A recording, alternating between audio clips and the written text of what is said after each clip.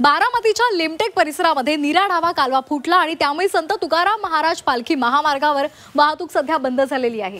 हे दृश्य आपण पाहतोय।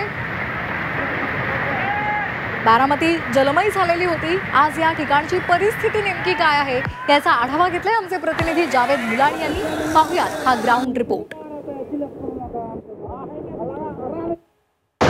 मागील 2 दिवसापासून होणाऱ्या सर्वत्र पावसामुळे नुकसान तर झालेच, मात्र बारामती तालुक्यातील लिमटेक या ठिकाणी नीरा कालवा जो आहे तो फुटला, त्याला मोठं भगदाड पडलं आणि संत तुकाराम महाराज पालखी सोहळ्यावरती हे पाणी आलेलं आहे। आपण पाहू शकताय की अशा पद्धतीने या ठिकाणी ही जी अवस्था झालेली आहे ती हा कॅनल मधलं पाणी जे आहे ते या थेट संत तुकोबाराय पालखी महामार्गावर आलेला आहे। हा बारामती आणि इकडून इंदापूरला जाणारा हा मार्ग आहे। या इथून थेट जे आहे ते पुण्याच्या दिशेनं असाच हा जो आहे तो पालखी महामार्ग जातो।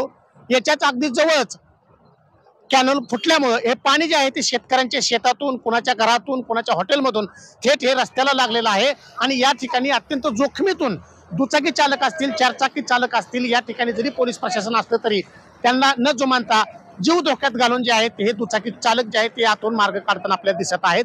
अत्यंत धोकादायक म्हणजे पाण्याला जरी कालवा बंद केला असला तरी पाण्याचा जो वेग आहे, काल या ठिकाणी वेगळी परिस्थिती होती, अत्यंत 10 फुटापर्यंत पाणी होतं।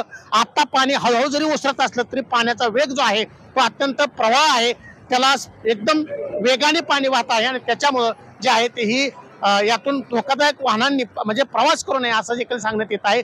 तरी देखील घातलं जात आहे। प्रचंड असं मोठ्या प्रमाणात नुकसान झालेलं आहे। उपमुख्यमंत्री अजित पवार यांनी सकाळीच या ठिकाणी पाहणी केलेली आहे आणि ते पुढे बारामतीतच या परिसरामध्ये पाहणी करण्यासाठी गेलेले आहेत। एकंदरीतच अशा पद्धतीची जी अवस्था आहे यापूर्वी बारामतीत नव्हती तशी आता या कॅनल फुटीमुळे झालेली आपल्याला दिसून येत आहे। जावेद मुलानी, G24 तास, बारामती।